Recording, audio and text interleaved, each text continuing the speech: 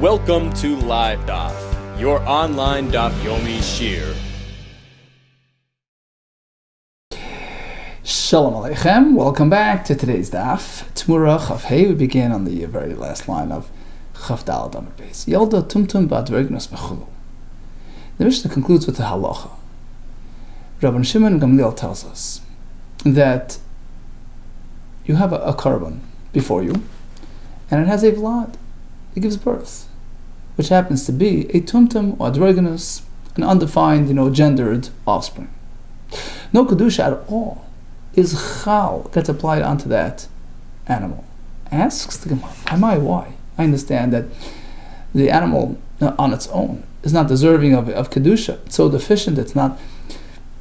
But here it's coming off a kodesh mother. So why doesn't it attain kedusha on account of the mother animal, which is already kodesh? Amai ein kedusha chal alein.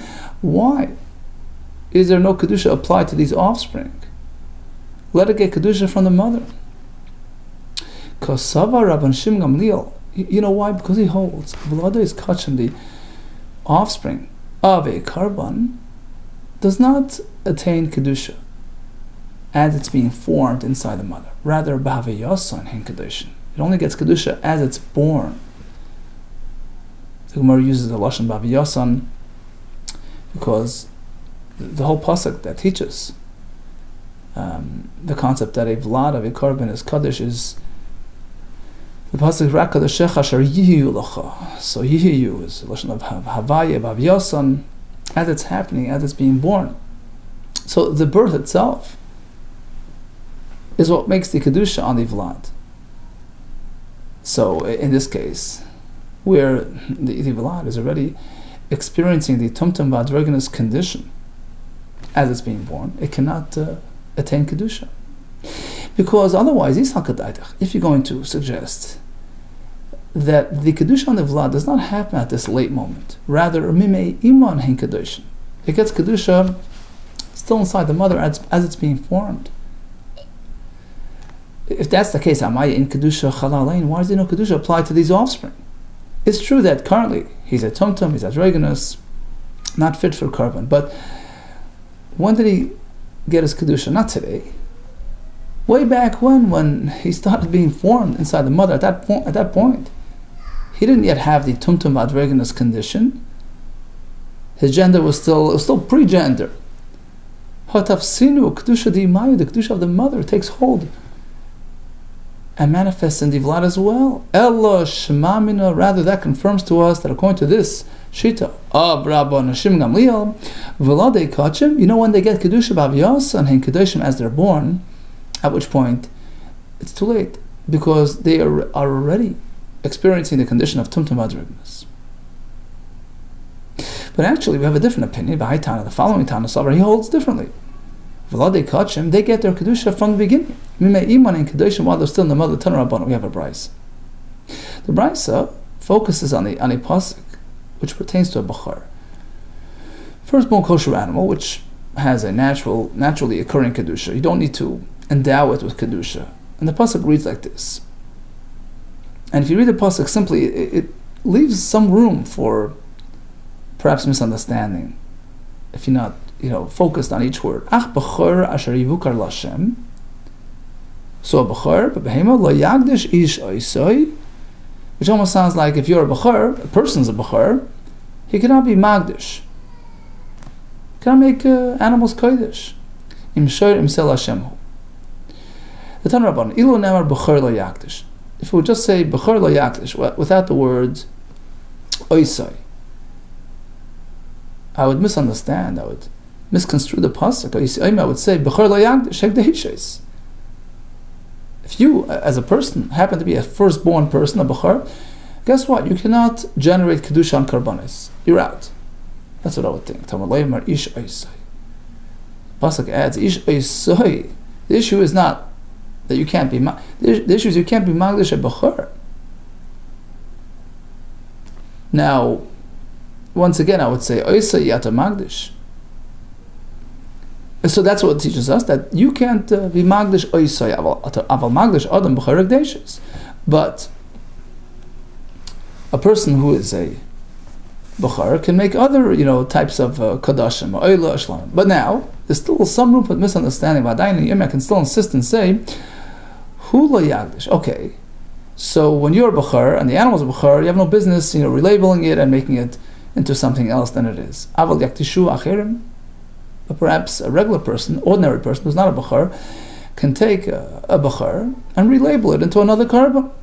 That's why the pasuk says Ba Behema. We're talking about an issue which pertains to the Behema.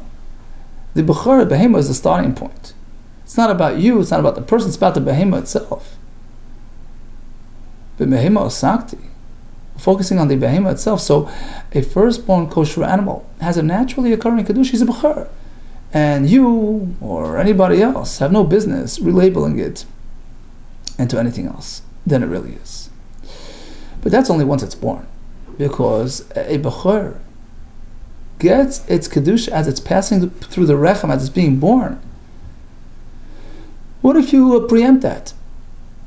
You relabel it as something else while still in its unborn state before it achieved Bechor status.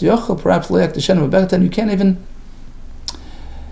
label it as a carbon while still in the mother. The pasuk says, that same pasuk is Ashivukar Lashem. The issue is only once was Yivukar, it came out, it was born as a Bechor. Mishi Yivukar Lashem Iato Magdish. Once it's born as a Bechor, it achieves that status, you can't relabel it. Aval Magdish Bebetem, you could do it pre-birth.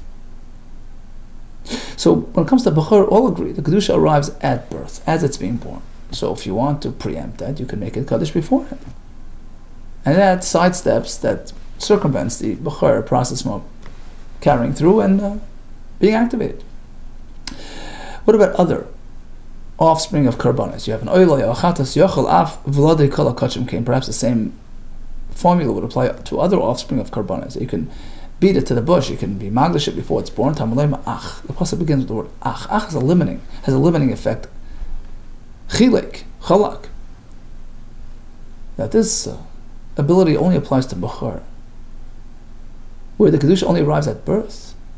And if you beat it, you beat it. But by other offspring of Karbanis, it doesn't apply. Why? Alma Sphirale. Apparently this opinion holds, this Tana holds, the offspring of other Karbanis, the Kedusha arrives early, at that early stage, as it's being formed inside the mother. So it's too late. It already attained the Kedusha of the mother, and you can't relabel it. Okay, so bottom line, when it comes to Bechor, all agree. It's the birth that makes the Kedusha, so if you can circumvent that, go ahead. By other Vlades of Kachim, we have a Machlekes.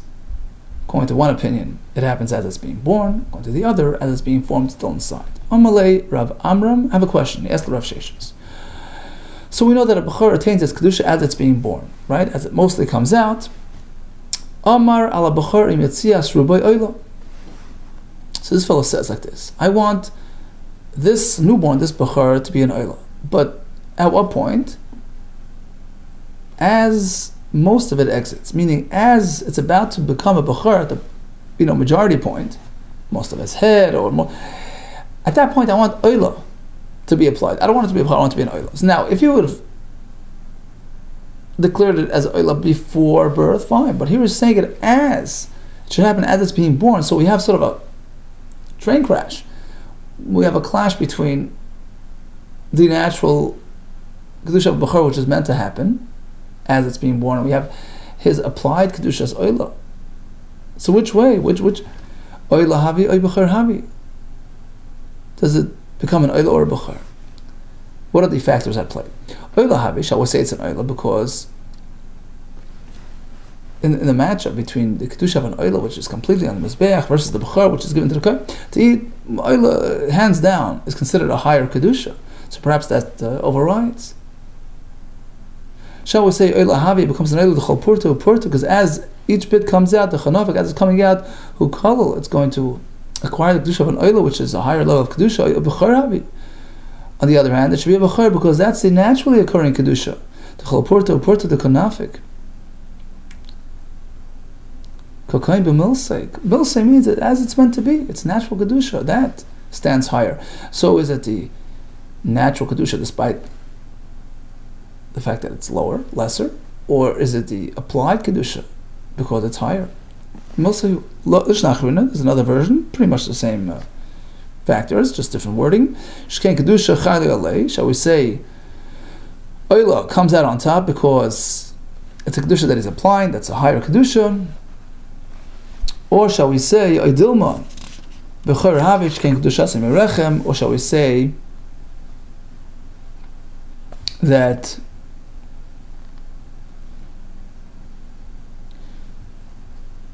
the kedusha b'chor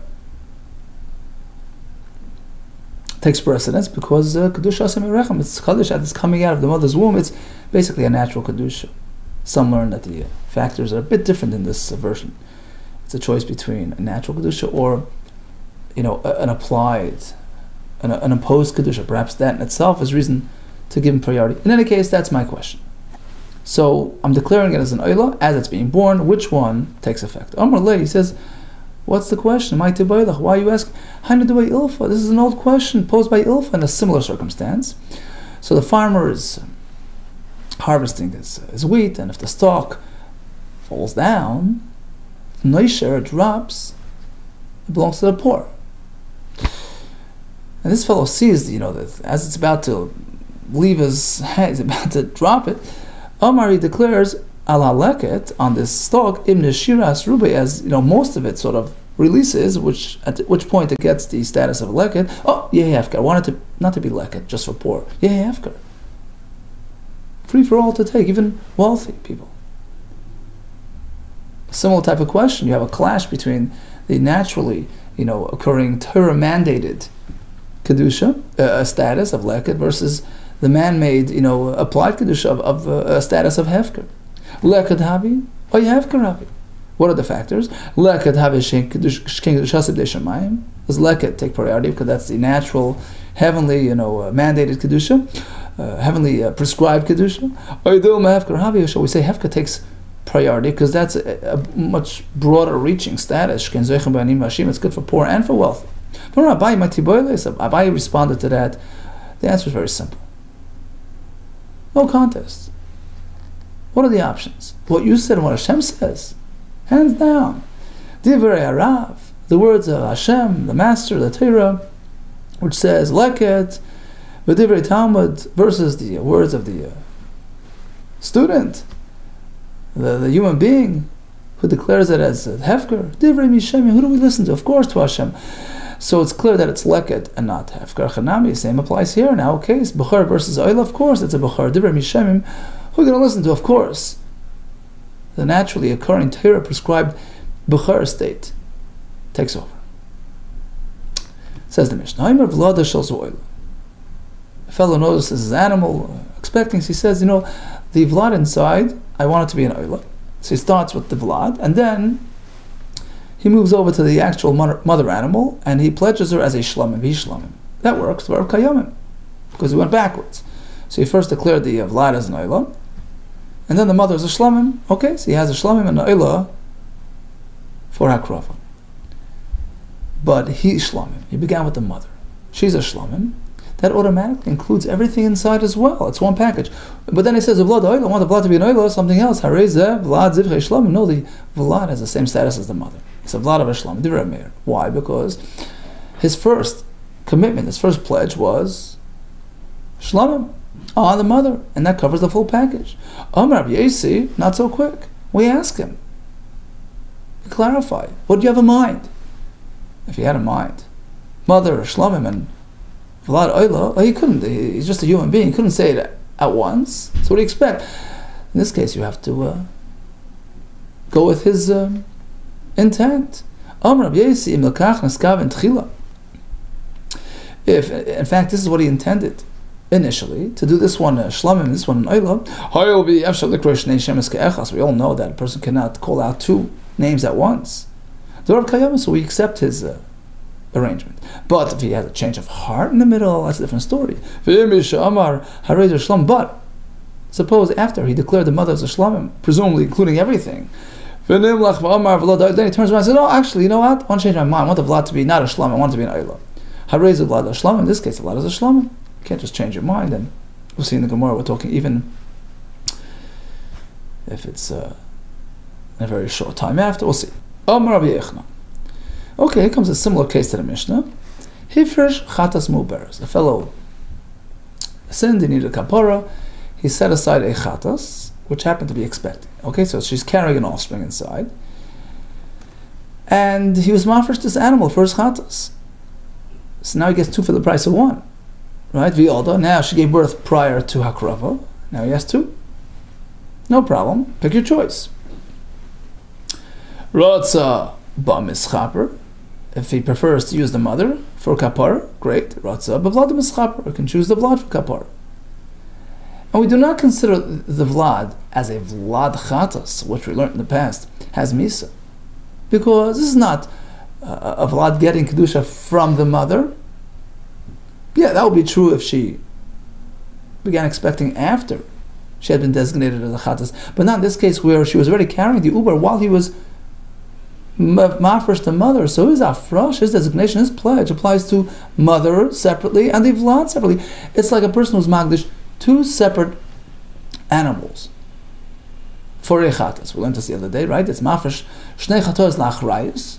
That's not considered, misa, this, right? In this case, it's just an equal choice. He picks his choice, and the second one is called moiser chat, left over, and gets forwarded to the oilas, nadav in the Beis Hamikdash. So what's Rabbi Yechan's main point? Rabbi Yechan's main point is that it's a behemah muberes. We don't view the vlad as just part and parcel of the mother. No, he has his own independent identity. In which case, it's like he was magdish 2 separate animals, mother separate, and vlad separate and independent from the mother. It's like 2 separate animals. In which case, we apply the halach of achrayis, rotza b'mischaper, rotza b'vlad mischaper. My time and why? What's this based on? Because Rabbi Yochanan, Rabbi Yochanan holds that the vlad technically is a separate entity, and theoretically, if he wanted to leave it out of the picture, he could have, because an offspring, whether it's by an animal, by a human, lav yerech imoy, who we don't consider like the thigh, like part and parcel of the mother entity. It's a separate entity, and therefore, it's like a person who would set aside 2 separate animals for achrayis, in which case he has an equal choice. You can use this one, use the other one, and whatever's left behind goes l'nadav. Moisiv Rabbi Elazar. He says, I have a kash on you, my Rabbi Yochanan. You're considering the vlad as a separate entity, totally independent of the mother. Let's take a look at our Mishnah we just learned. He shlamim of vlad oila. He pledges the mother, the carrying mother, as a shlamim, and then he turns around and says the vlad should be an oila. According to Rameir, we adopt the first expression, and the shlamim status extends to the vlad as well. Harei vlad shlamim, the vlad is a vlad of a shlamim and has that status. Now hold it. If the vlad is technically a separate entity, if we're going to go to the approach that the vlad technically could be left out of the picture, and so when it was not left out of the picture, it's not like it's getting its kedusha it's not feeding off the mother's kedusha. It has its own independent kedusha. It's like he pledged 2 separate animals, mother and offspring. So we have a little issue with the wording of the Mishnah. I understand the vlad is a shlamim, but on account of what? Not on account of his mother, on account of himself. Harei a vlad shlamim. Why does the Mishnah call him a vlad of a shlamim? It sounds like, because of the mother, he also has a status of it. Harei shlamim by misna. The Mishnah should have directly labeled him as a shlamim by his own right. Amarav Tavli, right? Barminot. You don't bring any kashas from that Mishnah. It was already corrected, edited. Amarav, Rav already told the Tana. Tini Harei shlamim. Revise it. And it should say Harezu Shlamim in line with this approach. Meisvei comes another kasha on Rabbi Yochanan. Haimer l'shivchasa, Yarei ad shivcha. Uvladich ben chayr. So this fellow, this master, slave master, owned the maidservant who was expecting. He gives her a release document. He says, you're staying here, but your Vlad, I don't need him. He's going to go free. If she was actually expectant, so by taking possession of the release document on behalf of the Ubar, he's set free. When he's born, he's a free man, despite the fact that she remains a slave. How does this work? How could she accept on behalf of the offspring? If you take the approach, not like Rabbi Yochanan, that the Vlad is not separate, you can't leave him out of the picture. Because the Ubar is precisely part of the mother. Ironically, that exactly explains why in this case she can receive the shtar to release her ubar. Why? Even though he's really one and the same entity, because it's like a fellow releases half. He frees half his slave. He has a slave, only releases half, which works. As we learned in a brayso, we turn Talmud Bavli, person does just that, it works. And although technically an Eved doesn't have his own domain, his own ability to possess and to acquire, whatever he gets belongs to his master, but that's a special, unique system, a special, unique halacha that applies to freeing an Eved. Because otherwise, how could you ever free an Eved? How could you give him a release document? You're not giving him anything. It's like you're giving it to yourself, right? The halacha is gitay v'yadai bain ka'achas. The document that he takes, v'yadai, and his ability to receive that document. Yada means the legal ability, the empowerment to acquire. Bain ka'achas comes at the same time. It's a simultaneous process. So since it's like she's getting half released, so she can accept the document on behalf of half of herself, and it works, and he goes free. However, Eloi Amris Shira Mishuyar, but if you go like Rabbi Yechanan, that the ubar is a separate entity.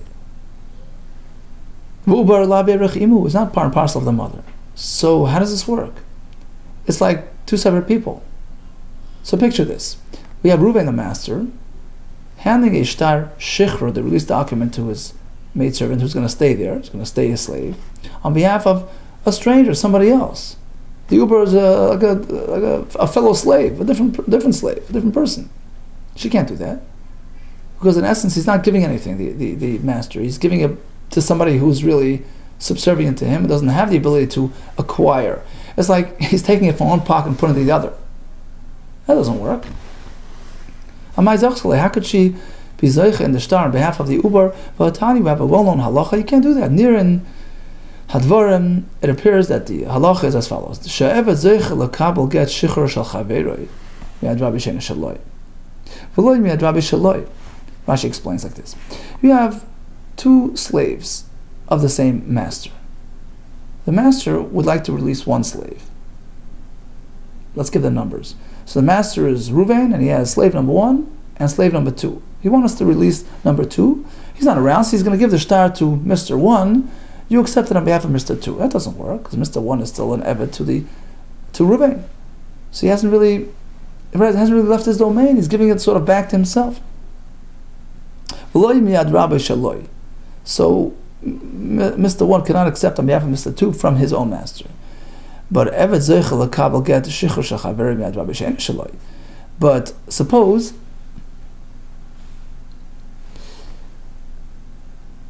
Reuven owns Mr. 1. Mr. 2 is owned by Shimon. And Shimon is giving a shtar shichur to, wants to free his slave, Mr. 2, but he's giving it to Mr. 1, who is Reuven's slave, on behalf of Mr. 2, who's his own, Shimon's slave. That works, because he's giving it out of his possession. He's giving it away to another slave of another master, so that works. And have that fellow, receive it on behalf of Mr. 2, my own slave. So that's the general system. Back to our story. How could the Isha be makabel a shtar on behalf of an Uber if the Uber and the Shifcha belong to the same master? So she can't accept on behalf of her fellow slave from her master, because she and the master are one domain. There's no leaving domain. There's no giving. Nobody transferred to get any.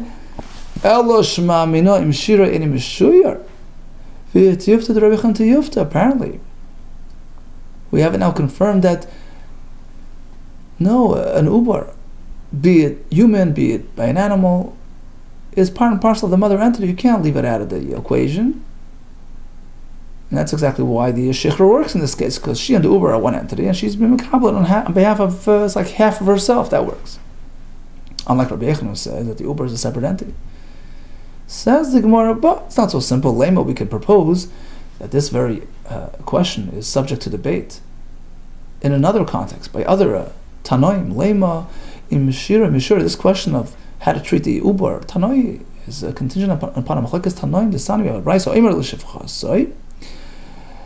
A fellow turns to his maidservant. In this case, he switched it around. Hariyat Baschar, and you go free. Here's a star, you go free. V'ladech Eved, I want to retain the Eved when he's born. V'ladech HaMoya. According to Rabbi Glili, the Vlad is the same status as the mother. Free to go. You don't differentiate between the two. V'achacham Oimrim, Tvarav Kayamin. His words have validity. She goes free, but not the Eved. And the Brisa adds a pasuk, which comes out a little bit difficult to understand because it sounds like Mishum Shenema. The pasuk says, "Ha'isha v'yoladea ti'yoladinea." The woman and her offspring, the maidservant and the slaves, belong to the master, inseparable. It sounds like it's concurrent with Rabbi Glili's, single package approach, not the Rabbanon, which is the most recent Shita. Kro my Talmud Rabbanon. How is this pasuk proving anything regarding the Rabbanon? Amar Rabbi, it goes back to the beginning of the Bryce. Hi Kro Rabbi Glili. It's going back on the first opinion. Rabbi Glili, who considers the mother and the offspring as one package, he considers the vlad the same status as the mother. Based on this pasuk, it's inseparable. Shnamar ha'isha v'yoladea ti'yoladinea. We learned bizman she'isha ladinea, when the mother belongs to the master, she is retained. V'lad ladinea, likewise her offspring. And there's a girsa that goes the other side too.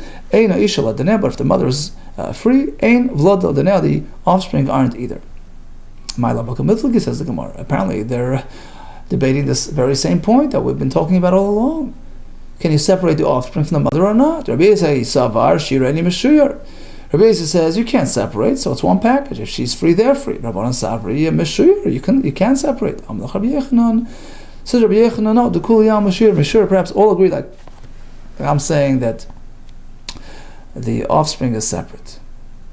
So why does Rabbi Glili consider them to be one inseparable entity? Here it's an exceptional case based on the pasuk. You can't differentiate. Once you free the mother, the children are out as well. We have a pasuk.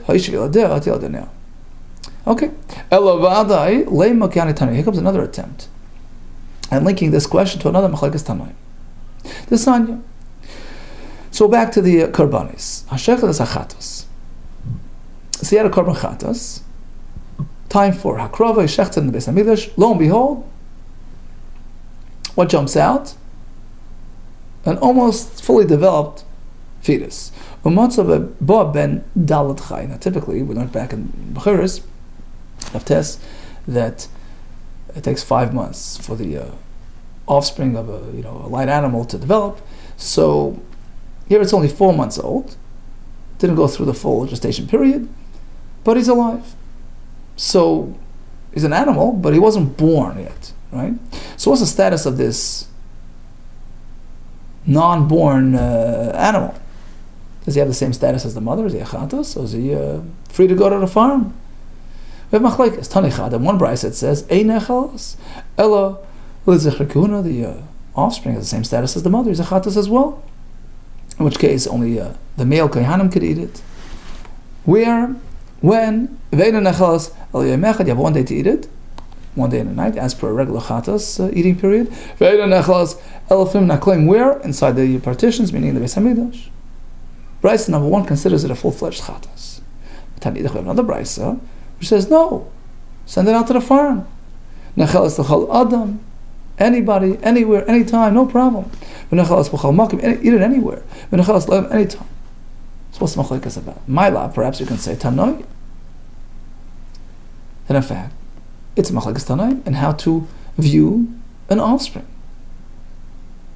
Separate from the mother or part of the mother. Tanakama Savar, Tanakama holds, the first brisa which says, the blood is labeled a chatas as the mother is. Tanakama Savar Shiroi, and the Bach switches it. Meshuyar. He says the vlad can be left out of the equation. Technically, you could be Makadish the mother and say, I don't want the vlad to be Kaddish. Now, by the way, Rashi explains, we're assuming, Kasalka Daitach says Rashi, Shekdishim Uberes, that we're talking that he was Magdash the mother while he was already expecting, was already carrying the Ubar. Okay, so back to this discussion. Shiroi Meshur means that technically, you can exempt the vlad from the Kedushas Chatas. So if he didn't do that, if he included it, it gets kedusha. But which kedusha? It feeds off the mother? No, it gets its own kedusha. And it's kaddish even if it's not born, such as in this case, it never actually went through the birthing process. It has kedusha like a chatas, and that explains that. Umarasav, our Bryce number 2, which says send it out to the farm, holds shiroi. Umarasav, our shiroi eino mishur. No, you can never leave out the vlad from the mother's status. So when you makadosh the mother as a chatas, the vlad also will get that same kedusha. But when will that happen? Upon birth. Babiyasan in kedushin, which hadn't happened in this case.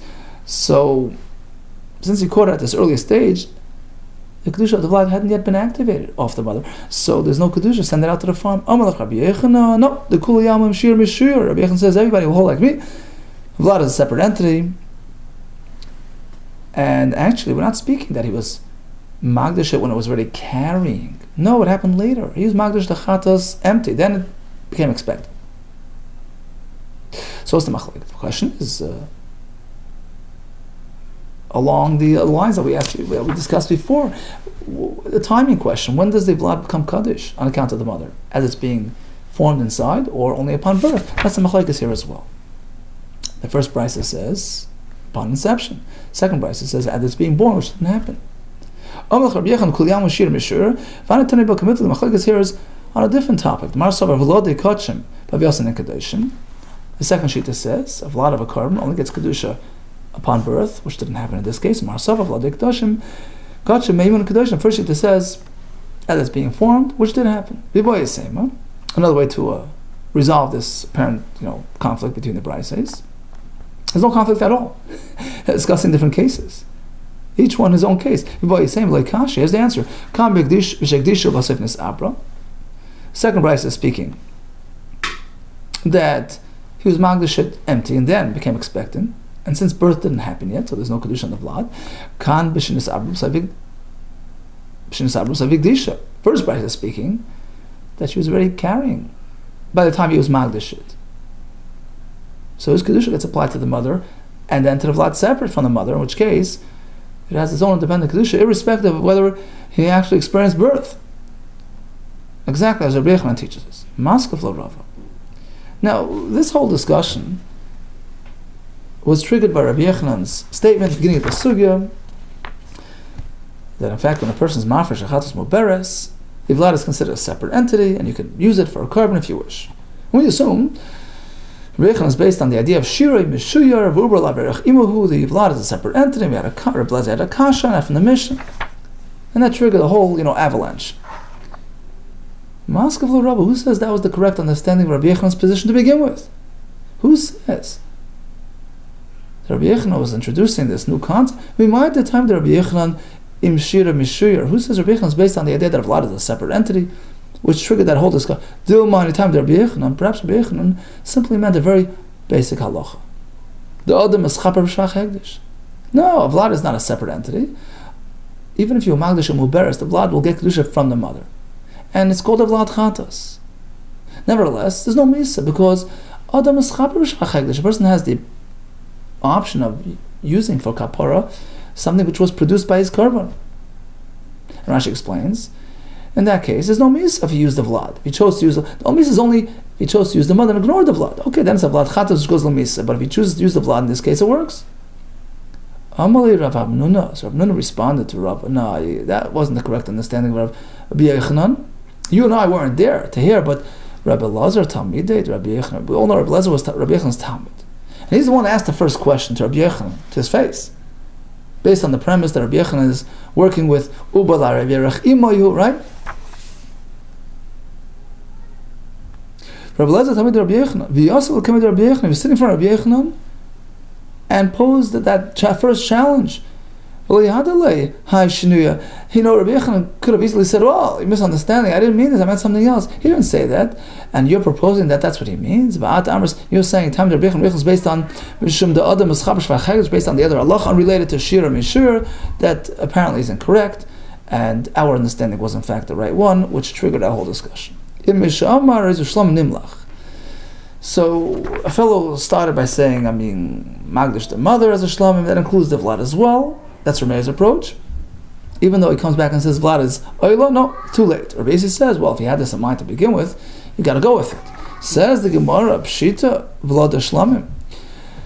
So Rabbi Yossi says, well, if that's what he had in mind, fine. The Vlad is an Oila, but if he's changing his heart, he had a change of heart. So once he declared the mother as a Shlamim, presumably everything inside as well. And then he says, oh no, actually, you know what? Yeah, that's what I wanted to do, but now I'm changing my mind. Too late. Pshita, obviously. Vlad the Vlad is a Shlamim. It's too late. How long does he have to change that? I mean, it's too late. He did it already. The boy.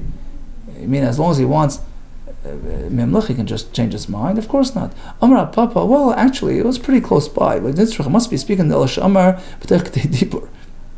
What happened was, it was within a very short time span. Time it takes to greet somebody, Shalom Aleichem, right? So, Ma'od HaTema, perhaps I would say, just like elsewhere in the Torah, within this short, time frame, Kedibur Dami, it's like part of the same expression. It's not considered a done deal. He's just, contemplating, and now he, clarified and confirmed what he had. Kamashmon, meaning it's not confirmed until you waited out a couple of seconds, and in this case he didn't. He came right back. Kamashmon, the answer is no, we don't reckon with that. Retraction. And the Farshim explained, because we know that although in many matters, if it's Tekadei Dibur, you can retract, you can change, you can modify.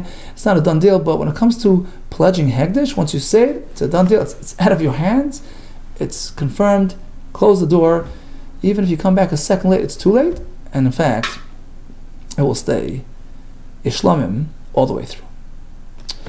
Okay, so we began with a discussion of relabeling a Bechor. So by Bechor, all agree it's the birth that makes the Bechor. So if you jump ahead of that, you magdash it beforehand, it works. Regarding Vladis Kachim, some say it happens as it's born, in which case you can jump the gun on that as well. And some say it happens inside the mother, in which case, too late to relabel it. What if a fellow wants it to happen as it's born, to become an Oila as the Bechor is being born? We compare it to the case of the fellow deciding that his leket should be Hefker. Turns out, nice try, but the Torah prescribed status will override that. An interesting discussion regarding a person who pledged the animal, and it was carrying a vlad. So the assumption is that it's all included, unless it goes the other way. It starts with a vlad, calling it, let's say, a oila, and then goes over to the mother, calling it a shlam. That works. What if he goes the other way, and then he says, well, I want the vlad to be an oila different than the mother? Rabbi Meir says too late. Rabbi Yossi says, well, if that's what he had in mind, fine, but otherwise it's too late. Which took us into discussion. The Gemara regarding a general question, is an uber, whether it's by an animal or by a person, considered a separate entity or part and parcel of the mother entity? It pertains to shichrut, it pertains to the kedusha of the karban. And we had many suggestions on it, perhaps machlekes tanoim, which way to go on that. All the best to you, and Hatzlacha.